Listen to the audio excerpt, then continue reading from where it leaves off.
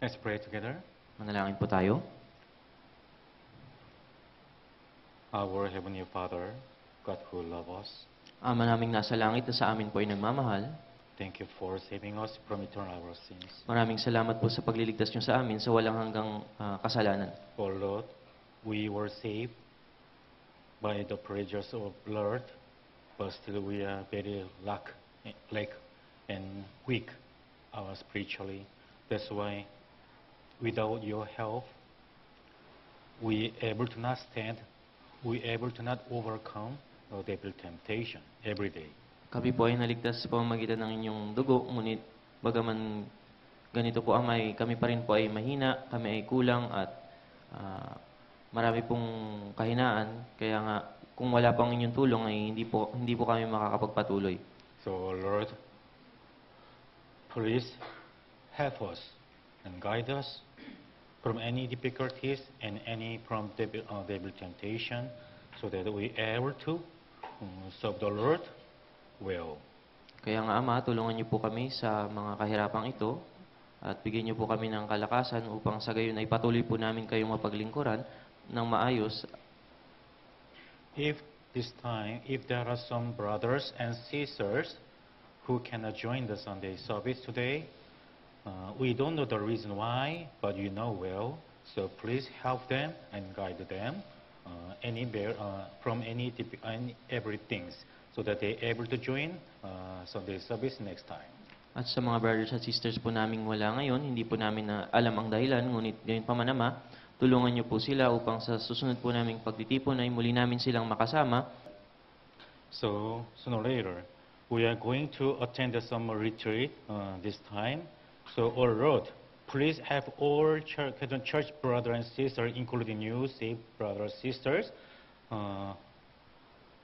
to help to join the summer retreat to serve the Lord God, to praise the Lord God. At ngayon, paparating na po Ama ang aming summer retreat na may tulungan niyo po kami na dadalo sa summer retreat.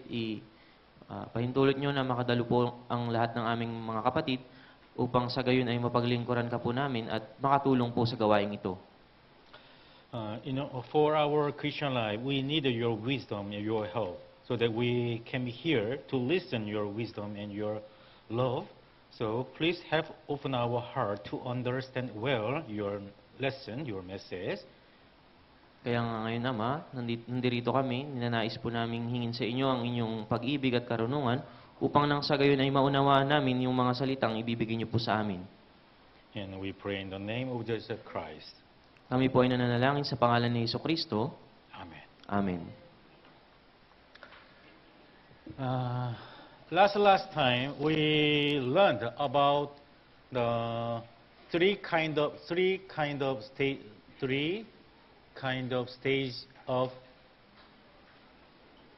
salvation. Nung nakaraang linggo po, napag-aralan po natin yung patungkol sa tatlong yugto ng kaligtasan. And last time, for the Christian life, we learned about the purpose of salvation. At nung nakaraan din po ay nalaman natin yung patungkol po sa layunin ng pagliligtas sa atin. For today, for the starting of our Christian life, today we are going to think about the faith. Kaya nga bilang panimula po ng ating Kristiyanong pamumuhay, ngayong araw ay pag-aaralan natin ang patungkol sa pananampalataya. Yeah. Today, the title is Faith. Faith. Ang title po ng sermon natin ngayon ay Pananampalataya. Let's open the Bible, Matthew chapter 29. Buksan po natin sa ating mga Biblia sa Mateo chapter 9, verse 29. This verse is today's sermon's main verse. Yung verse po na ito ay yung main verse ng ating sermon sa araw na ito. Matthew chapter 9, verse 29. Sa Mateo po, chapter 9, verse 29.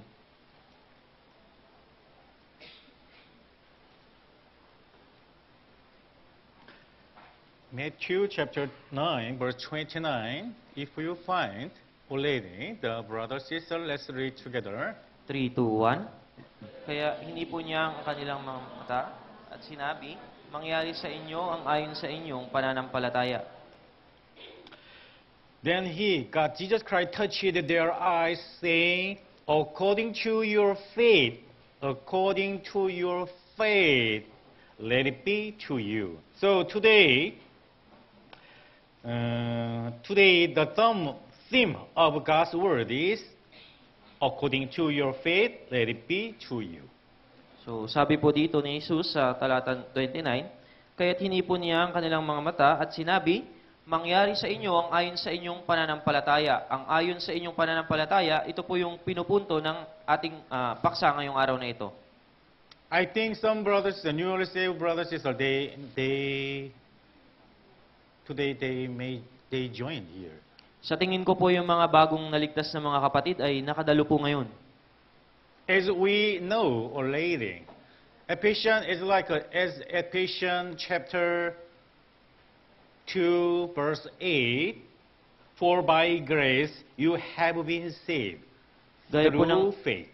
nalalaman na natin, yung nakasulat sa Efeso chapter 2 verse 8 na tayo po ay naligtas sa pamamagitan ng biyaya at pananampalataya. Actually, we got salvation through faith.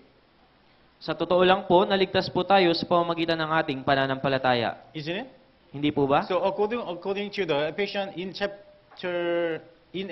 chapter 2 verse 8, for by grace you have been saved through faith, and that not of yourself, it is the gift of God. That's why we have been saved through faith. Kaya nga po, sinasabi sa Efeso chapter 2 verse 8 na sapagkat sa biyaya kayo naligtas sa pamamagitan ng inyong pananampalataya, at ito hindi sa pamamagitan ng inyong sarili. Kaya nga po tayo po ay naligtas sa pamamagitan ng ating pananampalataya. So just as we were saved through the faith, so Bible says that our Christian life after salvation must also be lived through also faith. Kaya nga kung paano sa pamamagitan po ng pananampalataya tayo po ay naligtas, gayon din kinakailangan nating mabuhay sa ating sa ating buhay Kristiyano sa pamamagitan po ng ating pananampalataya. You understand? Naunawaan niyo po? So here,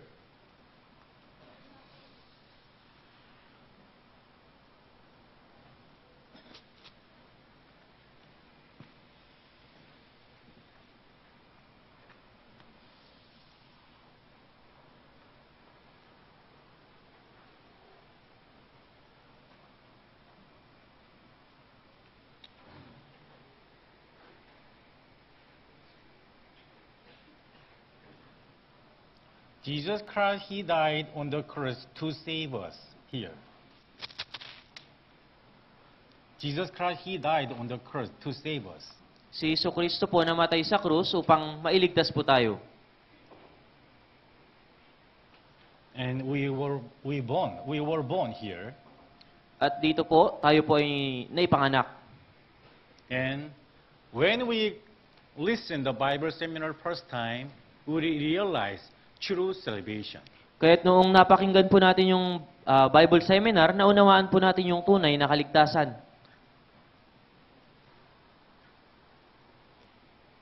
Since we were born, until we got salvation, we committed sin a lot of time. Mula po tayo na maipanganak hanggang sa ating matanggap o maunawaan yung kaligtasan, tayo po ay patuloy na gumagawa ng kasalanan. That's why we supposed to go to hell. Kaya nga, karapat dapat po tayong mapunta sa impyerno. But by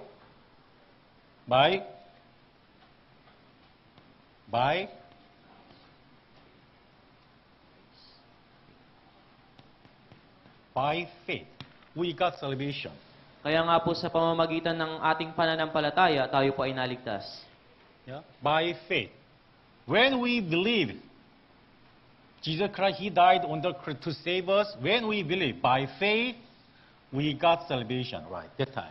Nang tayo po ay manampalataya sa pagliligtas sa atin ni Jesus, tayo po ay naligtas sa oras ding iyon. That's why since that time, we became son of God, right? Kaya nga mula nung oras na iyon, tayo po ay naging mga anak na ng Diyos. So Romans chapter 1 verse 17. Let's go. Romans chapter 1 verse 17. Puntahan po natin sa Roma chapter 1, verse 17. Romans chapter 1 verse 17. Sa Roma po, chapter 1, verse 17.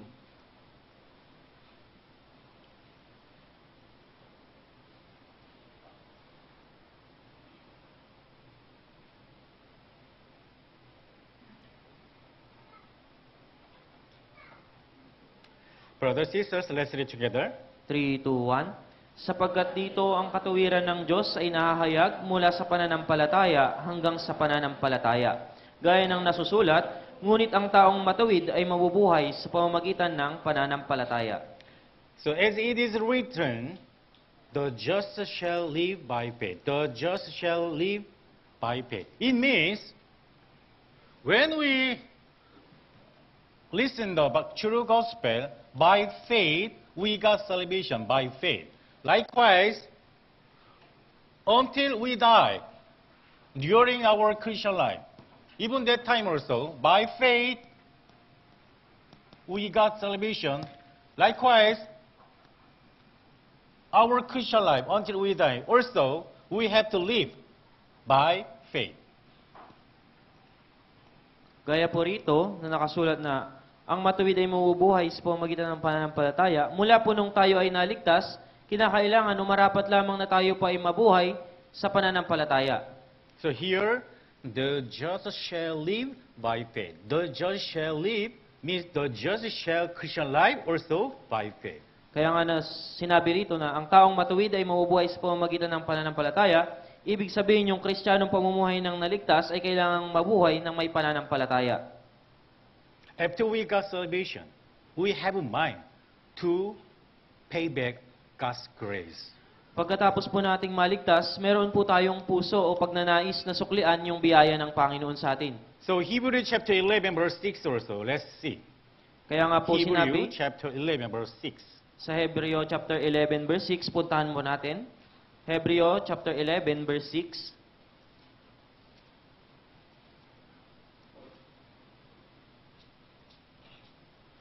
Hebrews chapter 11 verse 6.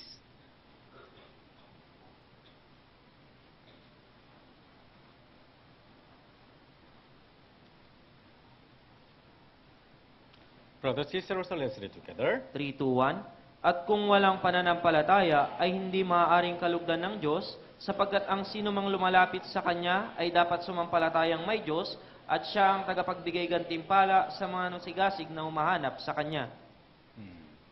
Without faith, it is impossible to please Him. Kung wala pong pananampalataya ay hindi maaaring kalugdan tayo ng Diyos. Our Christian life also, without our faith, we able to not please Him. Sa ating Christian life din po, gayon din, kung wala po tayong pananampalataya ay hindi natin magagawang malugod ang Diyos. That's why the getting salvation also, without faith, we able to not get salvation. Likewise, our Christian life also, without faith, we able to not live as good Christian life, or we able to not please God without faith. Kaya nga, kung wala pong pananampalataya ay wala rin naman tayong kaligtasan. Gayon din, sa Kristiyanong pamumuhay, kung wala tayong pananampalataya ay hindi tayong mabubuhay na kinalulugdan ng Diyos. That's why, since you were saved, until you die, don't forget. To please God, we must never forget our faith. Kaya nga, mula po nang kayo'y maligtas hanggang sa inyong kamatayan, kailangan po nating huwag kalimutan na kailangan nating mabuhay hanggang mamatay na may pananampalataya. Therefore, God says that depend on how much we have faith, we have in God, our life, our Christian life can be more blessed. Sinabi rin po na depende sa kung gaano kalaki yung ating pananampalataya, sa ating pamumuhay ay ganoon din tayo bibiyayaan. So, Christian, do you have faith? Tanong po, may pananampalataya po ba kayo? So, today's topic, the main verbs, Matthew chapter 9, verse 29. Don't forget, please memory. Kaya nga po yung According to your faith, let it be to you.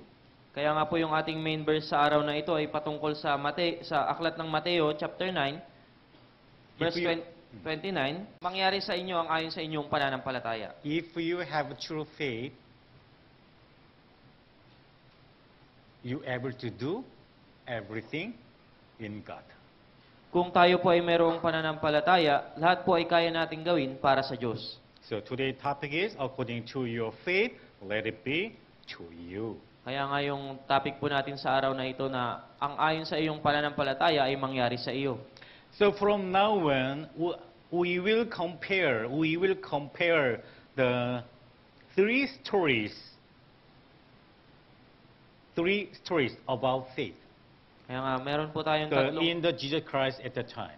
may tatlong istorya po tayo ditong pagkukumpara,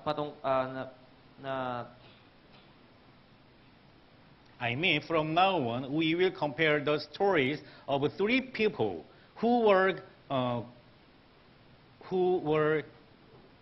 healed of illness through the miracle of Jesus Christ. titingnan po natin dito yung tatlong pinagaling ni Jesus na tao. Already? So, brothers and sisters, when Jesus Christ started performed his miracle, he said that they would be completed according to their faith. Nung ginawa po ni Jesus yung milagro sa tatlong ito, sinabi po, sila po ay, nangyari sa kanila yung ginawa ni Jesus sa milagro sa pamamagitan po ng kanilang pananampalataya. So from now on, I will explain to you three kinds of the story regarding the Jesus Christ, miracle of Jesus Christ. Kaya nga mula po ngayon, ay ipapahayag ko po sa inyo yung patungkol sa tatlong ito na pinagaling ni Jesus. First story. The first story is about the woman who had been subject to bleeding for 12 years was healed.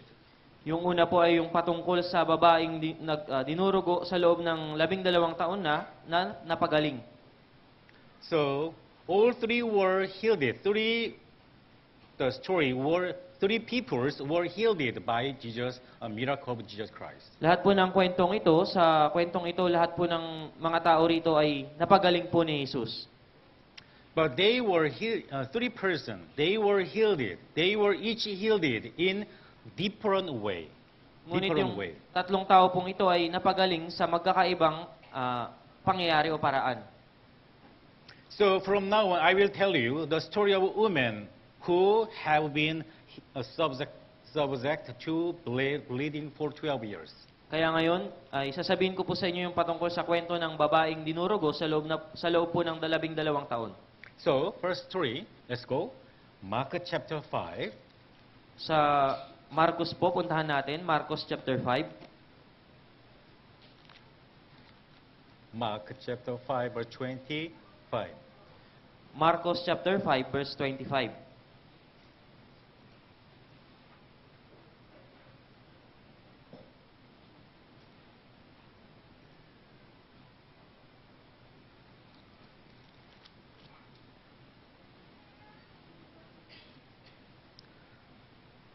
All three stories,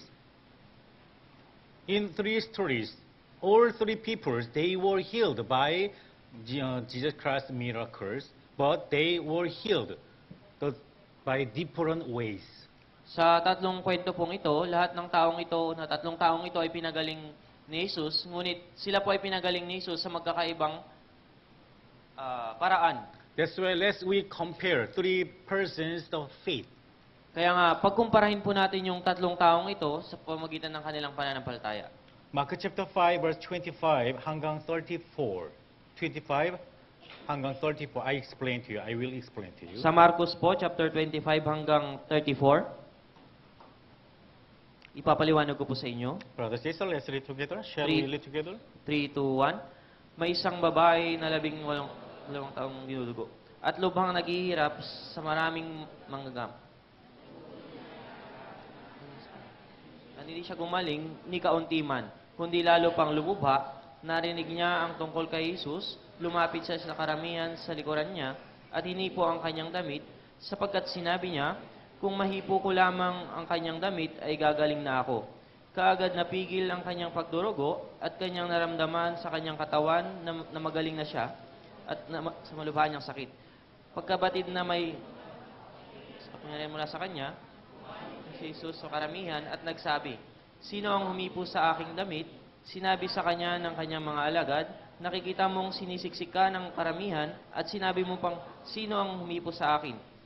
Tumingin siya sa buong paligid upang makita kung sino ang gumawa niyon, Ngunit ang babae, palibhasa ay nalalaman ang nangyari sa kanya, ay lumapit natatakot, nanginginig. Nagpatira pa sa harap niya at sinabi sa kanya ang buong katotohanan, 34:3-1. At sinabi ni Jesus sa kanya, Anak, piniginig ka ng pananampalataya mo, umalis kang payapa at gumaling ka sa sakit mo.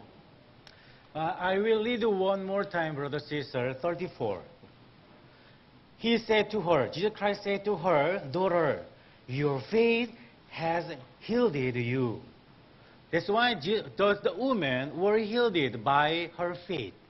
Sinabi po dito sa verse 34, babasahin ko, at sinabi ni Jesus sa kanya, Anak, pinagaling ka ng pananampalataya mo. Yung pananampalataya po niya ang nagpagaling sa kanya. And then, a second story. Mark chapter 2, verse 3 hanggang 5. Ikalawang kwento po sa Marcos chapter 2, verse 3 hanggang 5. Marcos po chapter 2, verse 3 hanggang 5. And second, the story, Ito po yung pangalawang kwento. Mark chapter 2, verse 3 hanggang 5.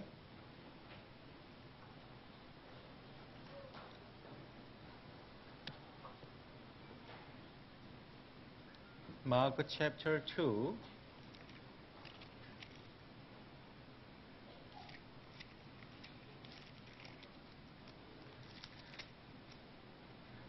okay, verse 1 hanggang 5. Mula po 1, Mark chapter 2, 1 hanggang 5. Brothers and sisters, verse 2, let's read together. 3, 2, 1. Nang siya'y magbalik sa Capernaum, pagkaraan ng ilang araw, kumalat ang balita na nasa bahay. Maraming nagtipon kaya't wala ng lugar kahit sa may pintuan, at kanyang ipinangaral sa kanila ang salita. May mga taong dumating na may dala sa kanya na isang lalaking lumpo na buhat ng 4. Nang hindi nila ito mailapit sa kanya dahil sa karamihan ng tao, kanilang tinanggal ang bubungan sa tapat ng kanyang kinaroroonan. Nang kanilang Verse 5, Nang makita ni Jesus ang kanilang pananampalataya, sinabi niya sa lumpo, Anak, pinatataw ng iyong mga kasalanan.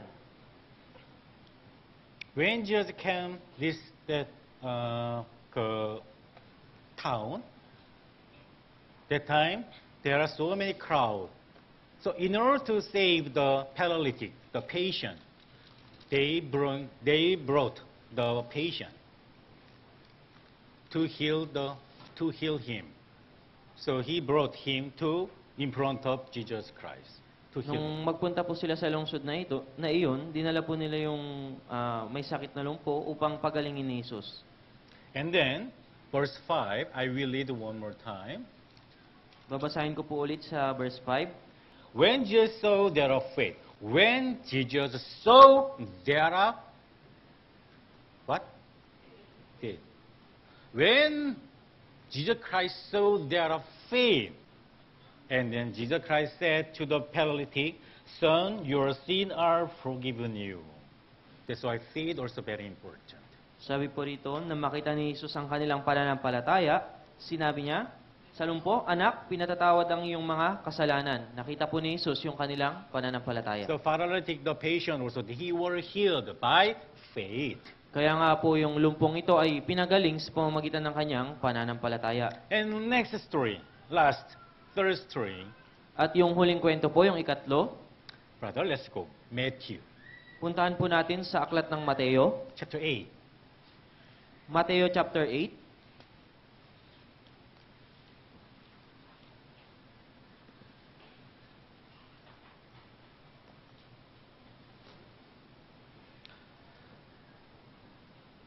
Verse 5 hanggang 10.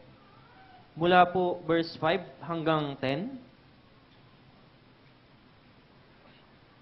Also, brothers and sisters, let's read together. 3, 2, 1. Pagkatapos niya sa Capernaum, ay lumapit sa kanya ang isang sentoryon na nakikiusap sa kanya na nagsasabi, Panginoon, ang aking alipin ay nakaratay sa bahay, lumpo, at lubha siyang nahihirapan.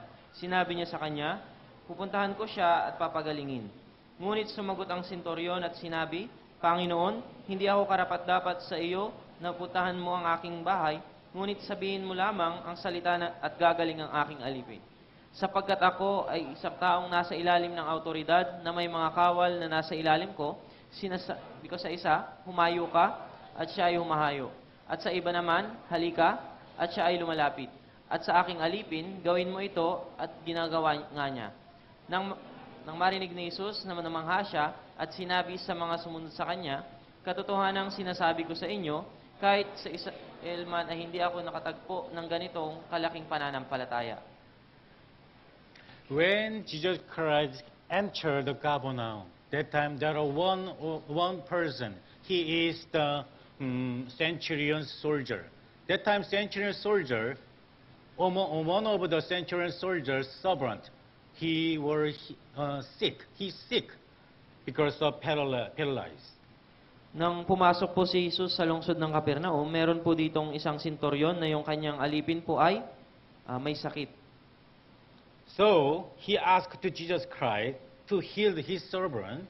That's why, verse 10, Hiniling po nung senturyon kay Jesus na pagalingin yung kanyang alipin, kaya sabi po sa verse 10, Jesus heard it. Jesus heard means Jesus saw centurion soldier's faith. That time, sabi po rito, nang marinig ni Jesus, ibig sabihin, nung makita ni Jesus yung pananampalataya po ng senturyon na ito, when Jesus Christ heard the centurion saying, means when Jesus Christ heard, so the soldier's faith, that time Jesus said to him, I say to you, I have not found such great faith, not even in Israel. nang marinig po at makita ni Jesus yung pananampalataya ng senturyon na ito, kanyang sinabi po, katotohanang sinasabi ko sa iyo, kahit isa sa Israel man ay hindi ako nakatagpo ng ganitong kalaking pananampalataya. Brothers, sisters, let's we compare the stories. First, let's we think. First, the story, the her faith. Actually, Mga kapatid, pagkumparahin po natin yung tatlong istoryang ito, yung una po, she were healed by faith, isn't it? siya po ay pinagaling sa pamamagitan ng kanyang pananampalataya. But three persons, they were healed by each different ways. Ngunit yung tatlong taong ito ay pinagaling po sa iba't ibang paraan. Why? First story, first woman. Her faith is that when she touched Jesus Christ's clothes, she thought, I able to get healed. Yung unang istorya po, yung istorya ng babae dito na siya po ay napagaling sa pamamagitan po ng kanyang pananampalataya, sa pamamagitan po ng paghawak niya kay Jesus. That's why first story, the first two sisters, faith is touchy. Kaya po yung pananampalataya ng babaeng ito sa kwentong ito ay patungkol sa pamamagitan po ng paghawak. Because her faith is that if she touched Jesus Christ's clothes, she thought, I able to be healed like that. Sapagkat sa tingin po ng babaeng ito na kapag si Jesus ay nahawakan ko, ako ay gagaling. So let's check one more time again. Muli po nating balikan. Mark chapter 5. Sa aklat po ng Marcos, chapter 5.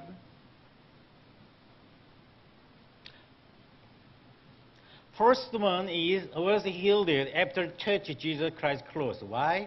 Why? We have to know. Mark chapter 5, verse 28. Sa Marcos po, chapter 5, verse 28.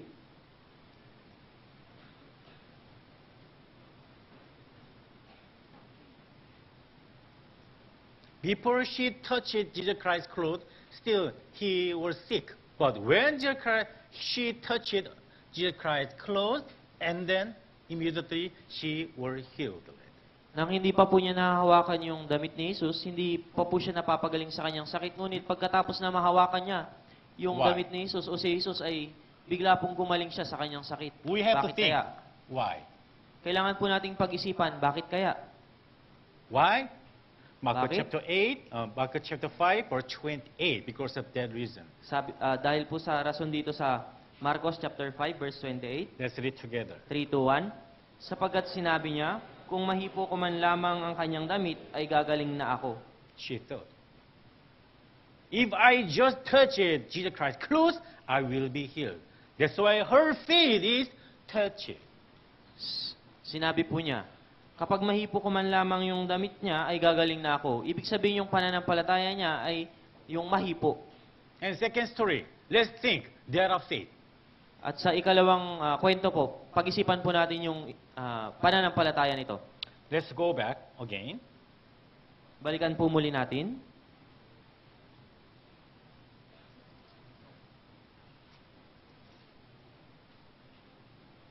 Mark chapter 2. Sa Marcos po, chapter 2.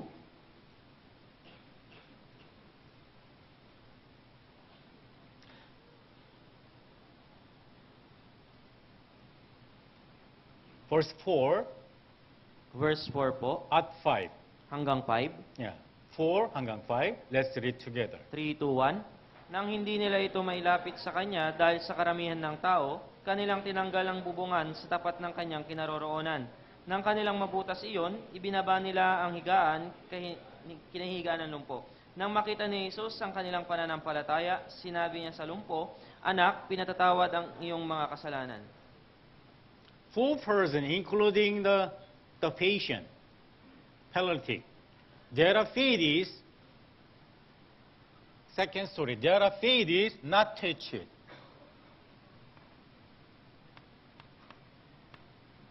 Stand, actually, before Jesus. Stand. Yung apat na lalaki pong ito, kasama yung isang lumpo, yung kanila pong pananampalataya ay yung madala sa Can you harapan ng understand? Diyos. Do you understand? There's a 4 person, they brought the patient before Jesus Christ to heal him. Because their faith is, if we bring him in front of Jesus Christ, he will be healed. That's why, according to their faith, they brought him before Jesus Christ. That's Kaya- why their faith is not touched. Stand. Kaya Stood. po, yung pananampalataya ng mga lalaking ito o ng mga taong ito ay yung madala nila, yung kanilang kaibigan sa harapan ni Jesus. Kaya yung pananampalataya nila ay yung madala, yung kanilang kaibigan. Do you understand? Naunawaan niyo po? Let's think. Last story. The centurion's faith. Let's think. Pag-isipan naman po natin yung huling kwento, yung patungkol sa senturyon. Let's think. What is the third story, the centurion's faith? What is? Pag-isipan natin ano naman yung patungkol sa kwento ng senturyon na ito. Mark chapter 8, verse 5 and 6. At 6, I will read. Sinabi po sa Marcos chapter 8 verse 5 hanggang 6. Now when Jesus had entered the Capernaum, a centurion came to him, Jesus Christ, and pleading with him, and saying, "Lord, Jesus Christ, my servant is laying at home, paralyzed." So, Mateo po, chapter 8, verse 5 to 6. Sabi po dito, "At sinabi ng Panginoon, ang aking alipin ay nakaratay sa bahay, lumpo at lubha siyang nanghihina. Please, Jesus Christ, heal my servant, please. Okay. Jesus, he answered to him, verse 7, look. Jesus said to him, I will come and heal him. So, nung malaman po ni Jesus yung balitang ito, sinabi po ni Jesus sa verse 7 sa kanya, sinabi niya sa kanya, pupuntahan ko siya at pagagalingin. I will come and heal him. Jesus Christ said to him, Pupuntahan ko please siya guide me, I will follow. at papagilingin. Sinabi po ito ni Jesus, pupunta ako roon. What is his faith? Ano po yung pananampalataya nila? Okay, Jesus Christ follow me. Like that? Okay, Jesus, yung halika dito, sundan mo ako. Follow me and come and heal him. Sumunod ka Please sa touch akin him. He didn't say like that. at pagalingin mo siya, hawakan mo siya. Hindi po ganito yung sinabi nung senturyon. Jesus Christ, no need come. It's okay. You may feel tired. No need come. It's okay. He said. Jesus, hindi mo kinakailangan magpunta, siya po ay gagaling. Verse 8, verse 9. Verse 8 hanggang 9. Brothers, Sinabi- sisters, let's read together. 3, 2, 1. Panginoon, hindi ako karapat-dapat sa iyo na puntahan mo ang aking bahay, ngunit sabihin mo lamang ang salita at gagaling ang aking alipin. Verse 9, sapagkat ako ay isang taong nasa ilalim ng autoridad na may mga kawal na nasa ilalim ko. Sinasabi ko sa isa, humayo ka, at siya ay humahayo, at sa iba naman, halika, at siya ay lumalapit. At sa aking alipin, gawin mo ito, at ginagawa nga niya. Jesus Christ, no need come. No need come. Just you, please, you just speak out. Mention. Jesus, hindi mo na kinakailangan magpunta, ngunit sabihin mo lamang, He said, please, Jesus Christ, just you mention. Jesus, sabihin mo lamang. Just mention means just use word. Just word. Jesus, sabihin mo lamang ang salita. Just word. Ang salita. If we just speak out, if we mention, already immediately he will be healed. Sabihin mo lamang ito, ay siya po ay gagaling. Among three, which one is the greatest faith? Sa tatlong ito po, saan dito yung pinakadakila? Touch it and stand before God, or just mention word. Mahawakan o dalhin o Number one. sabihin mo lamang. Number two. Number three. 1, number 2, or number 3? Actually, 3 persons, they were healed together, same, but they were healed each other different ways. Why? Their faith is different. Sa katunayan, yung tatlong ito ay lahat sila ay napagaling, ngunit alam natin na sa pamamagitan po ng magkakaibang paraan, sila po ay napagaling sa pamamagitan ng kanilang pananampalataya. First, her faith. In order to be healed, she must touch Jesus Christ. And second, faith. In order to be healed, he has to stand in front of Jesus Christ. But third, his faith. No need come, no need touch. If Jesus Christ only mentioned, immediately he able to become healed. He got healed. Isn't it? That's why Jesus Christ said, let's read together one more time. Matthew chapter 8, verse 10. Muli That's po why nating Jesus Christ, basahin. he mentioned to him about his faith. Verse 10. Let's read together. Verse 10 po, 3, 2, 1. Nang marinig ito ni Jesus, ay namangha siya at sinabi sa mga sumunod sa kanya, katotohanang sinasabi ko sa inyo, kahit sa Israel man, ay hindi ako nakatagpo ng ganitong kalaking pananampalataya. I have not found such great faith. Do you have great faith? Hindi ako nakatagpo ng ganitong kadakilang o kalaking pananampalataya. Meron po ba kayong ganitong kalaking pananampalataya? What kind of faith do you have? Anong pananampalataya ang meron kayo? Why we have to attend the Quezon Church every Sunday? Bakit ba kinakailangan nating dumalo dito sa Quezon Church tuwing linggo? Why? Bakit po? Just to listen? Upang makinig lamang? No. Hindi po. It's not purpose. Hindi po ito yung tunay na layunin. To practice.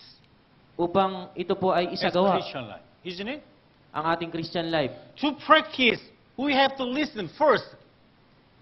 Para maisagawa natin ito, kailangan po nating makinig muna. But check your faith. Check your Christian life. Ngunit- Even though you heard me every Sunday about Christian life, but your Christian life still not yet improved. Still weak. Why? Because only listen without practice. Ngunit siyasatin niyo po yung inyong sarili, yung inyong pananampalataya. Kasi bagaman tayo po ay patuloy na nakikinig, ngunit hindi natin ito sinasagawa, patuloy pa rin tayong mahina at kulang. Can you understand? Naunawaan niyo po? What is your faith?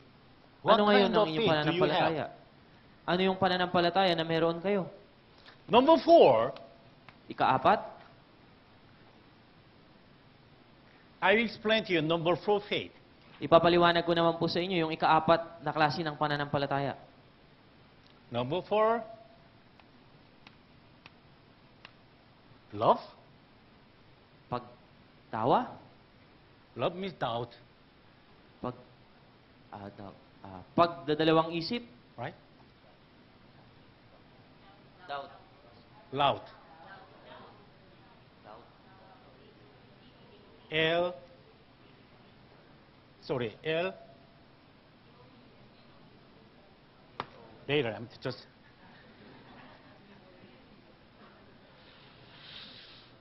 Mark chapter 5, Sa Marcos po, chapter 5. Mark chapter 5, verse 35 hanggang 40. Sa Marcos po, chapter 5, mula 35 hanggang 40.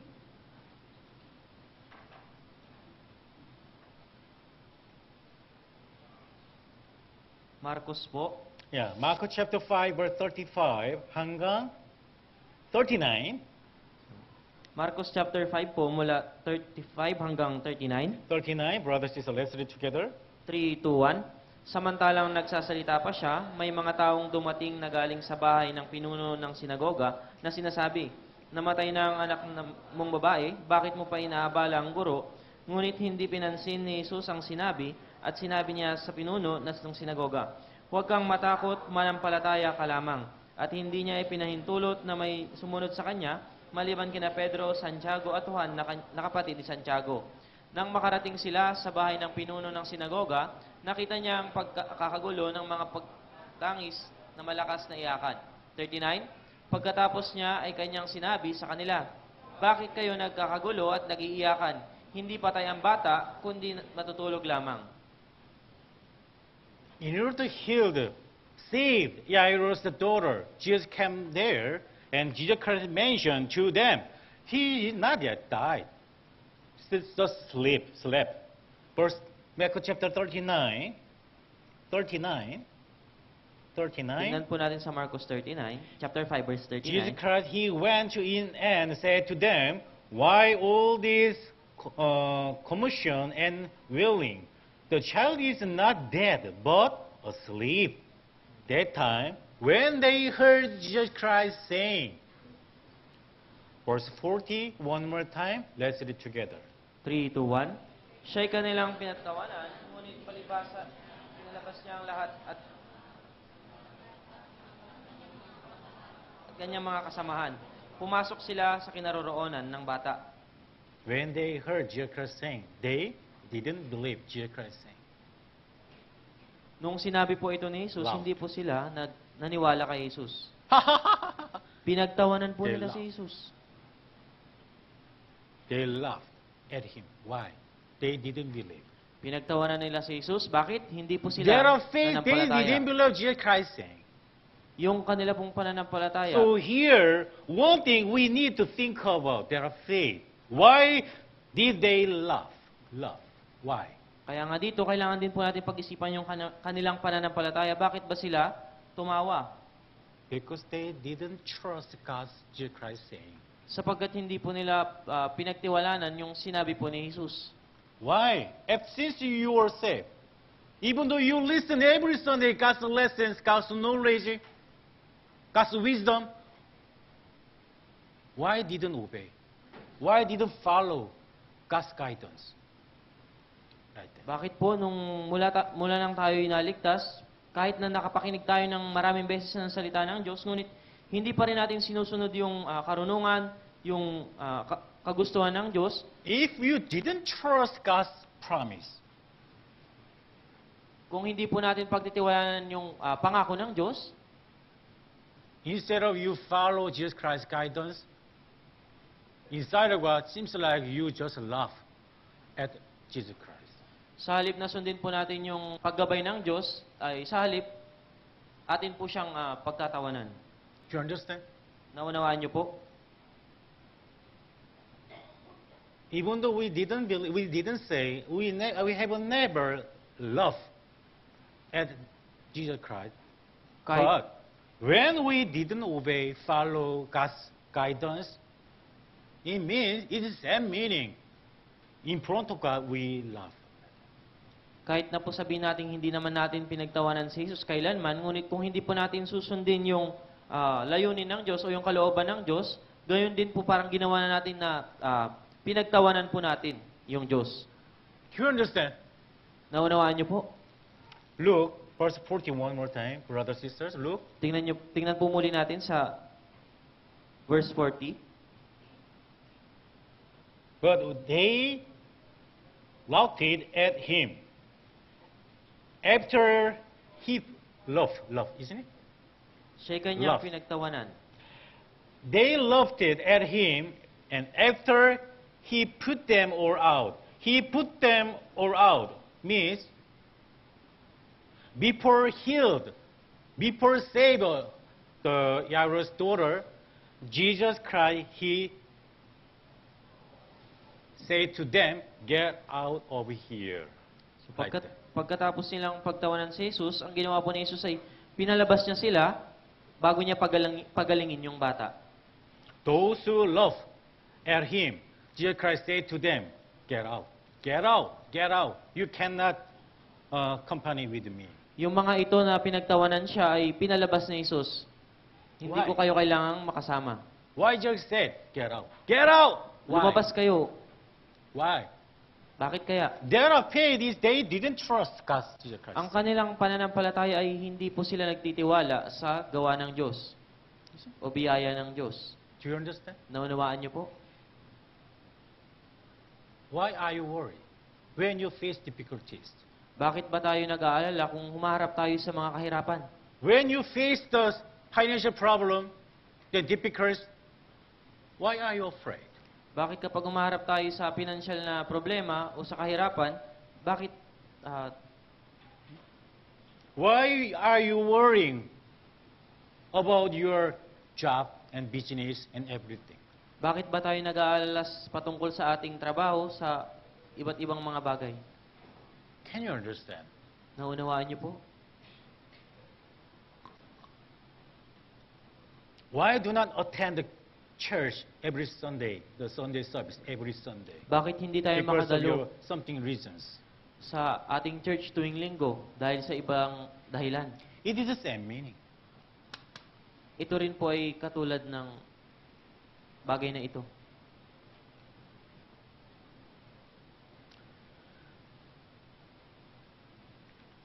Love means when we afraid, when we have how to say anxious, worry about our situation, it means we do not trust God's promise. Yung pagtawanan si Jesus, katulad din po na kapag tayo ay nag-aalala sa mga kahirapan natin at wala tayong pananampalataya, ay hindi tayo nagtitiwala sa Diyos. Okay, brothers and sisters, let's go. Mark chapter 4. Mga brothers and sisters, puntahan po natin sa Aklat ng Marcos, chapter 4.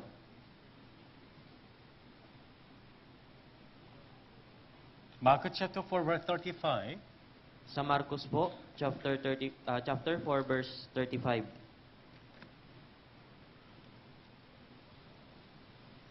Mark chapter 4, 35. Sa Marcos, chapter 4, verse 35.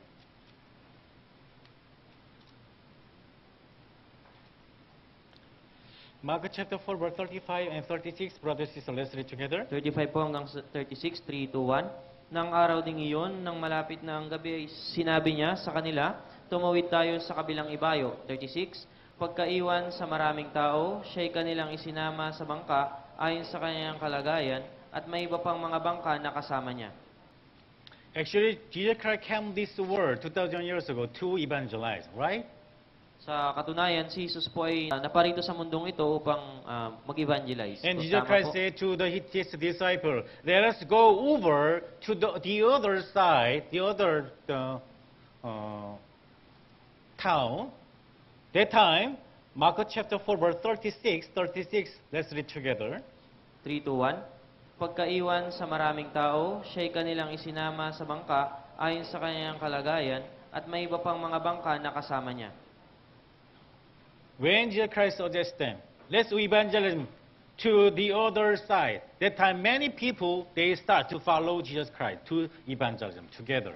Nang sinabi po ni Jesus sa mga taong ito na tumawid tayo sa kabilang ibayo, marami pong tao yung sumunod po sa Kanya upang mag-evangelize.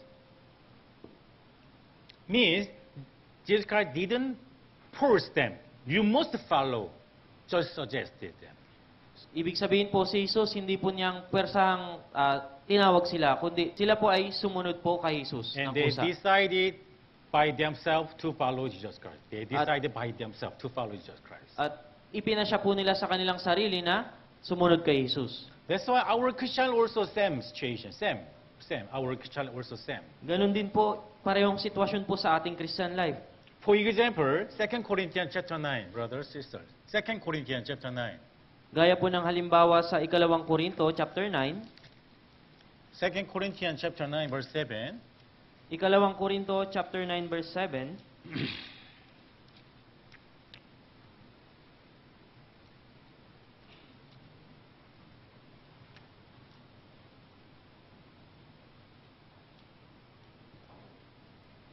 Brothers, sisters, 2 Corinthians chapter 9, verse 7. Let's read together. 3, 2, 1.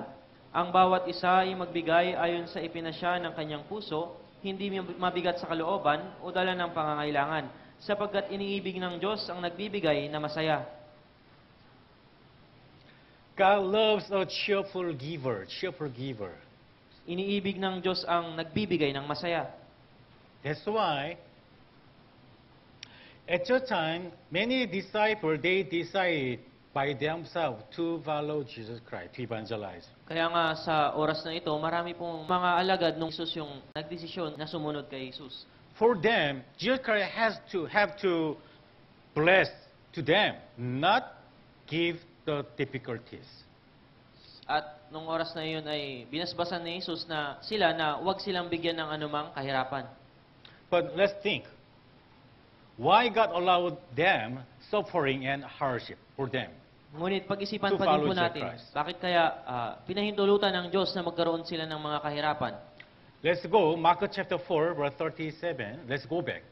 Balikan po natin sa aklat ng Marcos, Mark chapter 4, 37, 4, verse 37. Marcos chapter 4, verse 37 po.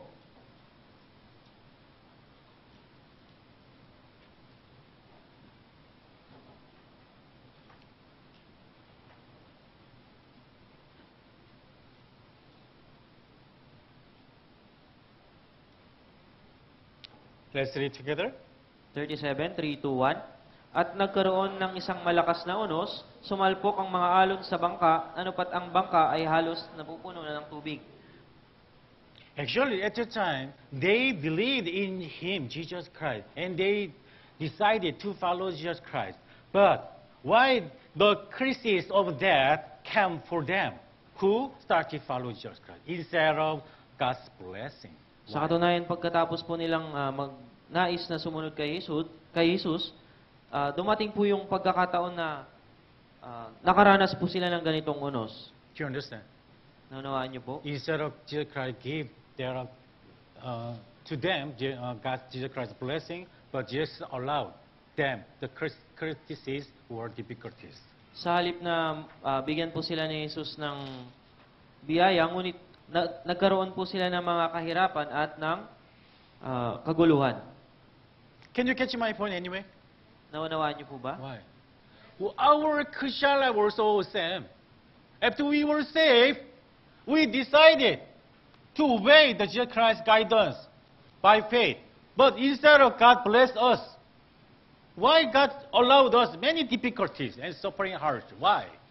Kagaya rin po We have to nung think. pagkatapos po nating maligtas, inaasahan natin na magkakaroon tayo ng higit na biyaya mula sa Diyos. Ngunit pagkatapos ng ating kaligtasan, bakit kaya mayroon tayong mga kaguluhan at kahirapan? Kailangan po natin itong pag-isipan. Please hands up. If your Christian life is very easy. Itaas po ang inyong kamay kung ang inyong Christian life ay madali lang. Please hands up. Taas niyo po Your yung kamay Christian niyo is easy. kung yung Christian life ninyo ay madali lang Or hard. o mahirap. Why? Bakit kaya?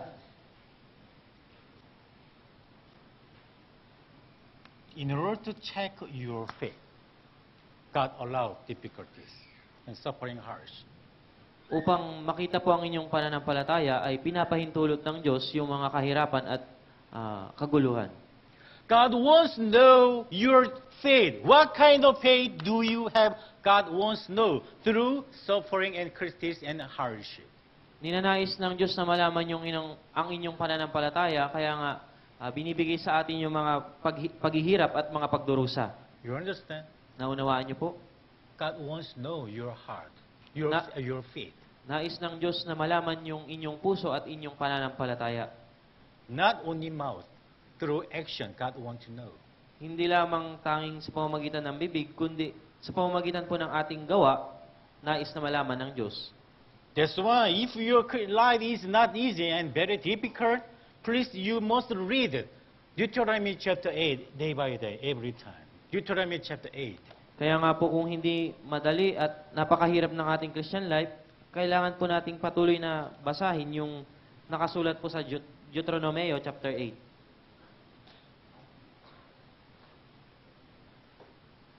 Deuteronomy chapter 8,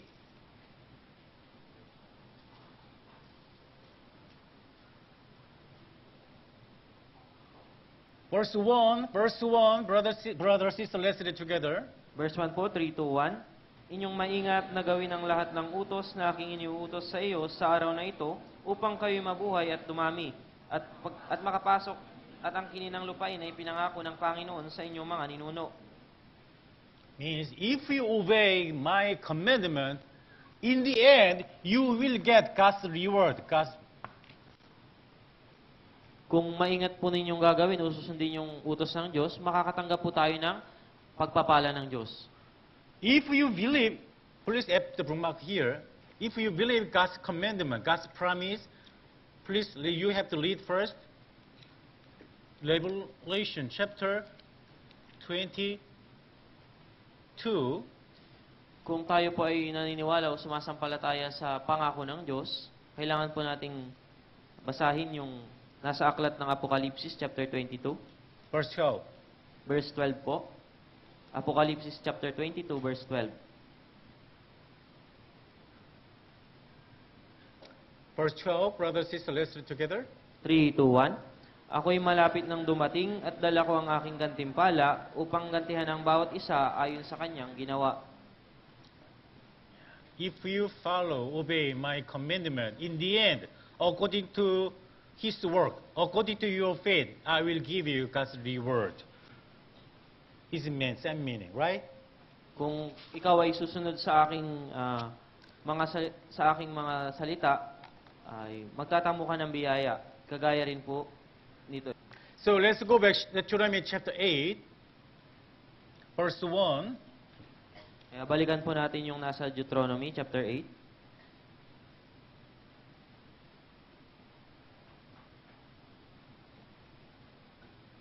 So verse 1 means, if you obey my commandment, if you trust God's promise, you will get what I promised to you, like that.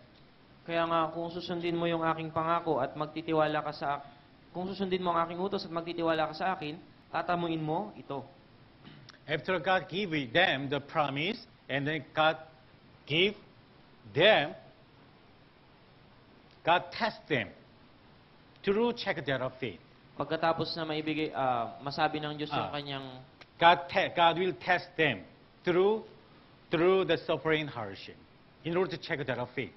Yung kanyang biyaya, kanila po ay ginawa po ng Diyos sa sila ay subukin upang malaman niya kung gaano yung kanilang pananampalataya. Verse 2 hanggang 3, brothers and sisters, let's read together. 3, 2, 1. At inyong alalahanin ng lahat ng paraan ng papatnubay sa inyo ng Panginoon mong Diyos nitong 40 taon sa ilang, upang kanyang mapagpakumbabain ka at subukin ka upang malaman kung ano ang nasa iyong puso, kung iyong tutuparin ang kanyang mga utos o hindi. Ikaw ay pinagpapakumbaba niya ng ginutong kanya at pinakain kanya ng mana na hindi mo nakilala ni hindi nakilala ng iyong mga ninuno, upang kanyang maipaunawa sa iyo na hindi lamang sa tinapay na bubuhay ang tao, kundi sa bawat salitang lumalabas sa bibig ng Panginoon. Verse 3, He humbled you and allowed you to hunger and fed you with manna, which you did not know, nor did your fathers know, that He might make you know that man shall not live by bread alone, but man live by every word that proceeds from the mouth of the Lord. Like that. Sinabi po sa verse 3 na ikaw ay pinagpakumbaba niya ng ginutong kanya at pinakain kanya ng mana. At hindi mo nakilala ni hindi nakilala ng iyong mga ninuno, upang kanyang maipaunawa sa iyo na hindi lamang sa tinapay nabubuhay ang tao, kundi sa bawat salitang lumalabas sa bibig ng Panginoon. Brother, sister, let's go back again. Mark chapter 4. Muli po nating balikan yung aklat ng Marcos, chapter 4. 37, Chapter 4 po, verse 37 ng Marcos. please. Babasahin ko po. At nagkaroon ng isang malakas na unos, sumalpok ang mga alon sa bangka, ano pat ang bangka ay halos napupuno na ng tubig. When they have the criticism and suffering hardship, like the wild storms, that time, 12 disciples asked to Jesus Christ, 38. Nung magkaroon po sila ng kahirapang ito, tinanong po sila ni Jesus sa verse 38 ng ganito.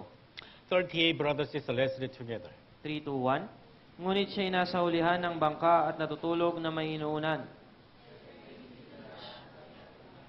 Guro, hindi ka ba nababahala na mapapahamak tayo?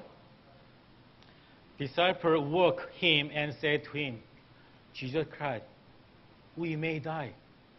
Why not save us? Like they complained to Jesus Christ. Ginising po nila si Jesus at sinabi, Guro, mamamatay, hindi ka ba nababahala, mamamatay tayo? Parang nagreklamo po sila kay Jesus. It means and meaning, like number first faith. Kapareho din po na kahulugan yung parang pananampalataya ng ikaapat na ito. Because they do not have faith, they trust God's promise. Sapagkat wala po silang pananampalataya at wala silang interes sa pangako ng Diyos. That's when they face difficulties, every time they start to worry and anxious and concerned. Kaya nga kapag umaharap po sila sa mga kahirapan at kaguluhan, ay wala po sila ng pananampalataya. That time Jesus Christ said to them, Jesus Christ, He didn't say to them, I'm sorry, I will save you. Didn't say. Nang oras na iyon, hindi po sinabi ni Jesus sa kanila na, sorry, pasensya na. But Jesus Christ scolded. Ngunit ano po yung sinabi ni Scored. Jesus?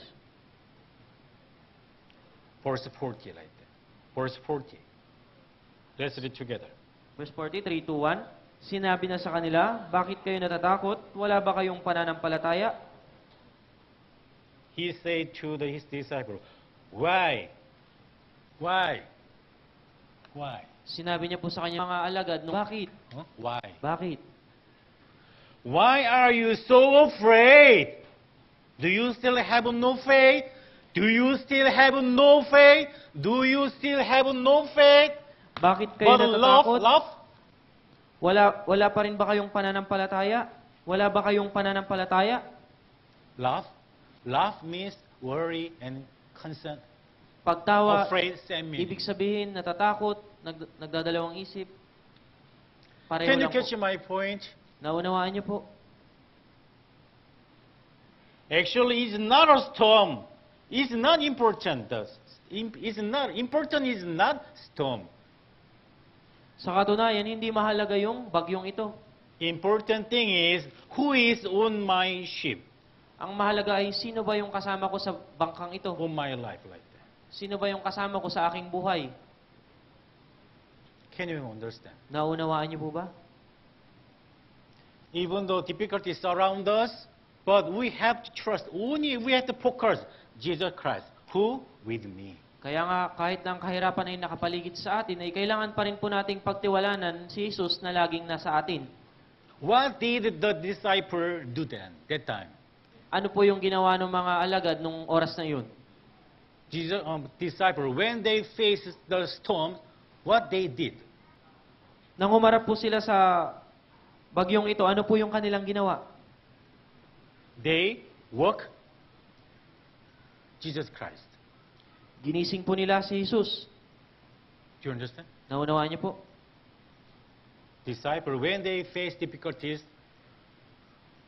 immediately they start woke Jesus Christ. Nang mga alagad po ay humarap sa kahirapan, agad po nilang ginising si Jesus. Jesus Christ, please wake up, wake up, wake up. And Panginoong help Jesus. me. Gumising ka, tulungan mo kami. What does it mean? Ano pong ibig sabihin nito? Wake up, Jesus Christ. Wake up, Jesus Christ means prayer. Gumising ka, Panginoon. Ibig Pray. sabihin po nito ay manalangin. When you face difficulties, don't try to solve yourself. Kapag kayo po ay humarap sa mga paghihirap, huwag po ninyong solusyonan ito sa pamamagitan lang ng inyong sarili. Isn't it? Dapat, The di po baby, ba? the children, when they have difficulties, they didn't solve by themselves. Kapag They yung, immediately they go to their parents. yung mga bata po ay mayroong mga problema, hindi po nila ito nire-resolve sa pamamagitan ng kanilang sarili lamang, sila po ay pumupunta sa kanilang mga magulang. Likewise, when the hardship of your life come, wake up Jesus Christ. Kaya nga kung yung paghihirap ay dumating po sa ating buhay, kailangan nating gisingin si Jesus. Wake up Jesus Christ means pray to the Lord. Gisingin si Jesus, ibig sabihin po ay manalangin sa Diyos. Isn't it? Hindi po ba? It is prayer. Don't wake people up for your financial problem. Wag po- Don't trust other people's. Don't rely on other people's help. We have to rely on only God who can help me. Huwag po tayong magtiwala lamang sa tao sa ating kahirapan. Kailangan po natin itong ipagkatiwala sa Panginoon sa pamamagitan ng kanyang tulong. You understand? Naunawaan niyo po? Among four, what kind of faith do you have? Sa apat pong ito, ano pong pananampalataya ang meron kayo? Number four. Ikaapat, taas po ang kamay. Number three. Number 3, Two. ikalawa, One. una. Do you have number five? Meron pa bang number 5? What is number five? Ano na po yung number 5? I want all of you to get number three faith. Nais ko na lahat po sa inyo ay magkaroon ng ganitong pananampalataya sa ikatlo. Whether you are busy or not, whether your financial life condition is good or not, I want you to wake up Jesus Christ. Bagaman kayo ay abala o hindi, bagaman ang inyong pinansyal na kalagayan ay mahirap o hindi, nais ko na gawin ninyong gisingin ninyo si Jesus o manalangin. One more time, let me tell you. Sabihin ko po sa inyo ng isa pang beses, By faith, we got salvation. sa Like pamamagitan, Christ, our Christian life also, without faith, we able to not success our Christian life. sa pamamagitan po ng pananampalataya tayo naligtas. Kung walang pananampalataya, hindi po tayo magtatagumpay. Let me tell you one more time. Last time I already told you already. Sinabi ko na po sa Second inyo noong nakaraan. Galatians chapter 13. Sa aklat po ng Galatia, chapter 13,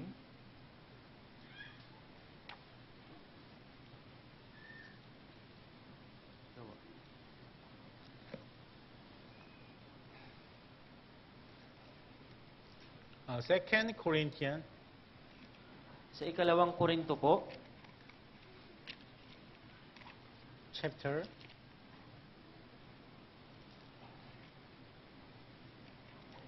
13. ikalawang Korinto, chapter 13, Verse 5. verse 5 po. We learned many times about these verbs, isn't it? Maraming beses na po natin nalaman yung patungkol po dito, di po ba? Verse 5. Sa verse 5. Let's read together. 3, 2, 1. Siya sa atin ninyo ang inyong mga sarili kung kayo'y nasa pananampalataya. Subukin ninyo ang inyong mga sarili. Hindi ba ninyo nalalaman na si Jesucristo ay nasa inyo, malibang kayo'y nabigo sa pagsubok? Examine yourself. Test yourself about your faith. Siya sa atin ang inyong sarili, subukin ang inyong sarili ng patungkol po sa inyong pananampalataya. Don't judge others' faith. Huwag po ninyong husgahan yung pananampalataya ng iba. If you judge others' faith, means you are very proud man before God. Kung huhusgahan ninyo yung pananampalataya ng iba, sa harapan po ng Diyos ay talagang mapagmataas kayo. So check yourself, test yourself, examine yourself about your faith. Siya sa atin ang inyong sarili, subukin ang inyong sarili patungkol po sa inyong pananampalataya. Do you have faith? May pananampalataya ka po ba?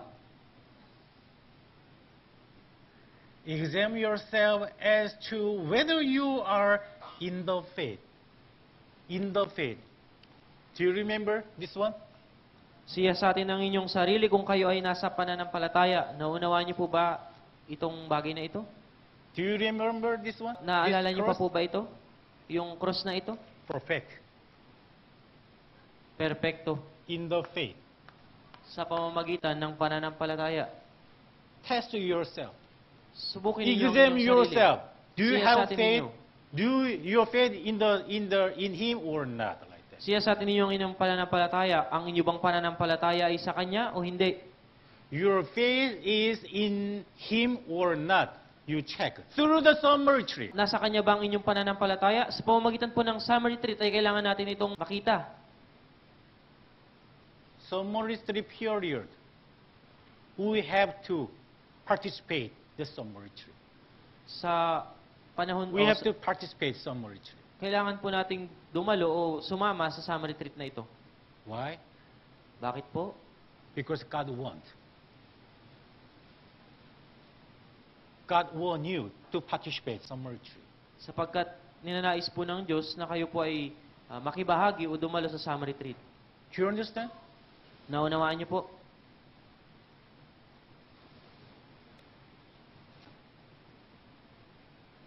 Just once in a year, God tests you. Your faith is in Him or not. Isang beses lamang po sa isang taon, sinusubukan po tayo ng Diyos kung yung pananampalataya ba natin ay nasa Kanya o wala. You have to register it immediately Kinakailangan po in natin advance. magpa-register na ngayon pa lamang. Don't hesitate. Huwag po tayong magdalawang isip. Shall I join or not? Don't hesitate. Sasama ba ako o hindi? Huwag po tayong magdalawang isip. Shall I join or not? Sasama ba ako o hindi? What purpose do you live? Your life. What Ano is pa- your purpose of your life? Ano po ang layunin ng inyong buhay? For the Lord God or worldly things? Para ba sa Diyos o para sa mga makamundong bagay? Can you get my point? Nauunawaan niyo po ba ang nais ko sabihin? Once in a year, God is testing you. Isang beses sa isang taon, nais po kayong subukin ng Diyos. For what purpose do you live like that? Sa anong layunin kayo nabubuhay? I don't have money. Wala akong pera. Why didn't save Bakit hindi ka nag-ipon? registration fee or transportation fee Nang- for 1 year Ba't hindi in ka order to join nag-ipon the summer trip? ng registration fee at para sa ating transportation fee para sa pagdalo natin sa summer retreat? If we have a mind to join the summer trip, you have to start to the save money for Kung- 1 year to kung- join the 2024 summer trip. Kung may puso ka pong dumalo sa summer retreat ay If we have sisimulan one. nating mag-ipon ng ating pang transportation fee at registration fee. Do you understand? Kung may puso po tayo. Naunawaan niyo po? We will be dying because of storm. Mamamatay kami dahil sa bagyo. What does it mean? Anong ibig sabihin nito? Because you didn't prepare. Sapagkat hindi ka naghanda. You don't have mind to join the summer retreat. Wala kang pag-iisip o puso na That's why you sumama sa didn't summer retreat. prepare do not save Kaya nga, hindi ka nag-ipon registration pay and transportation. para sa to join the registration fee at para sa transportation fee. summer. Am I right? Tama po ba? Isn't it? Di po ba?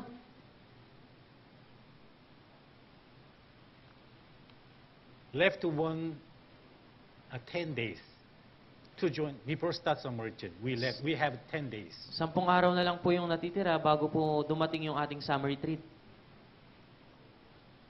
Hopefully, I want all of you to register today.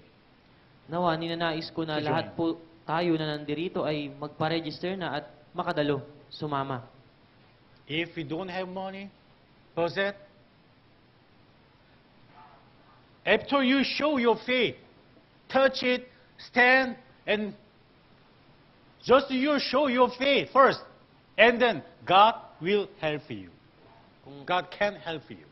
Kung wala po tayong sapat na budget, kailangan po natin ipakita po kung ano yung ating pananampalataya sa Diyos nang sa gayon ay tutulungan po tayo ng Diyos. First woman, and second people, and third people, even though they do not possess money, but by faith, Jesus Christ healed them. Yung una, ikalawa By at faith. ikatlong Because taong of ito, faith. Bagaman sila po ay walang salapi o pera, pinagaling po sila dahil nakita po sa kanila yung kanilang pananampalataya. Can you catch my point? Naunawaan niyo po bang nais kong sabihin?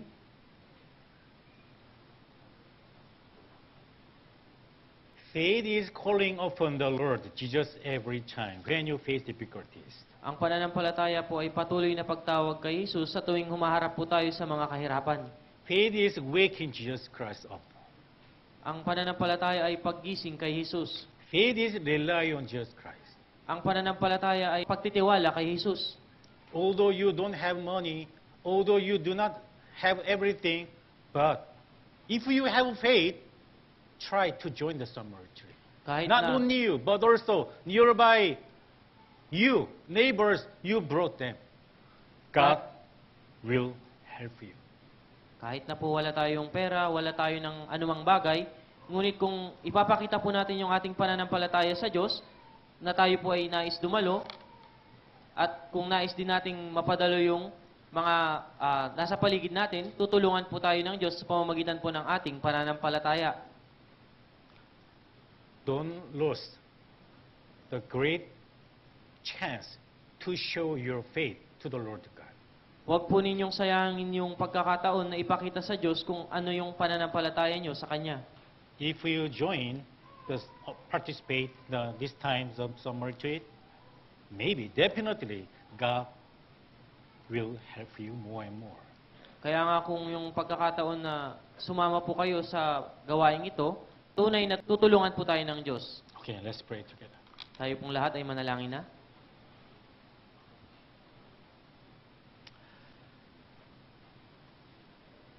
Our Savior, Lord God, Ama naming Diyos na aming tagapagligtas, thank you for saving us from eternal destruction. maraming salamat po sa pagliligtas po ninyo sa amin sa walang hanggang pagkawasak.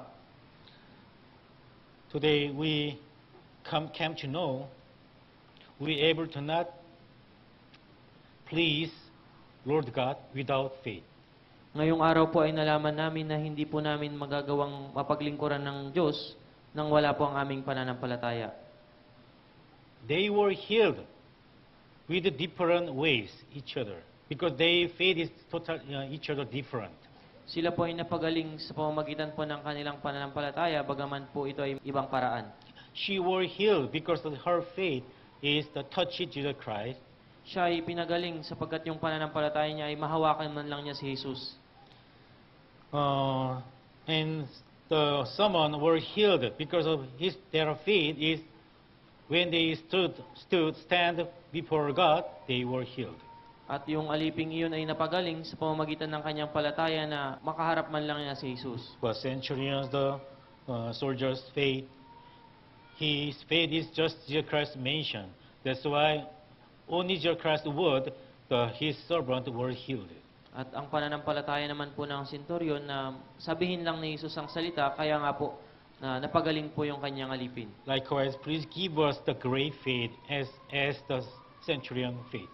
Kaya nga bigyan nyo din po kami ng dakilang pananampalataya na katulad ng sa centurion na ito. Even though we have nothing, but if you mention, we able to join summer retreat, we able to bring many lost soul peoples to join the summer retreat. Na bagaman kami po ay wala ng anuman, ngunit dahil po sa inyong sinabi, ay magagawa po namin na makadalo at makasama sa summer retreat. In the name of Jesus Christ, we pray. Sa pangalan ni Jesus, ito po ay aming ipinapanalangin. Amen. Amen.